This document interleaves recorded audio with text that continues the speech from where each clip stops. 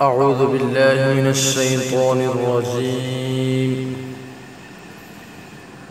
سيقول السفهاء من الناس ما ولاهم عن قبلتهم التي كانوا عليها قل لله المشرق والمغرب يهدي من يشاء إلى صراط مستقيم وكذلك جعلناكم أمة وسطا لتكونوا شهداء على الناس ويكون الرسول عليكم شهيدا وما جعلنا القبلة التي كنت عليها إلا لنعلم من يتبع الرسول ممن ينقلب على عقبيه وإن كانت لكبيرة إلا على الذين هدى الله وما كان الله ليضيع إيمانكم إن الله بالناس لرؤوف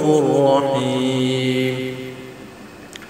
قد نرى تقلب وجهك في السماء فلنولينك قبلة ترضاها فول وجهك شطر المسجد الحرام وحيث ما كنتم فولوا وجوهكم شطره وإن الذين أوتوا الكتاب ليعلمون أنه الحق من ربهم وما الله بغافل عما يعملون.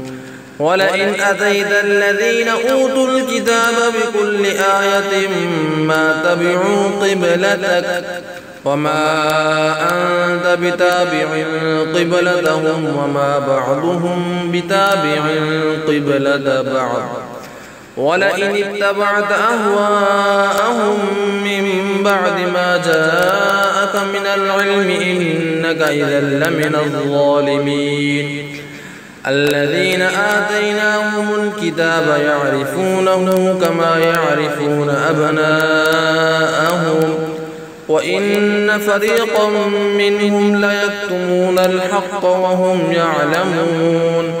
الحق من ربك فلا تكونن من الممترين.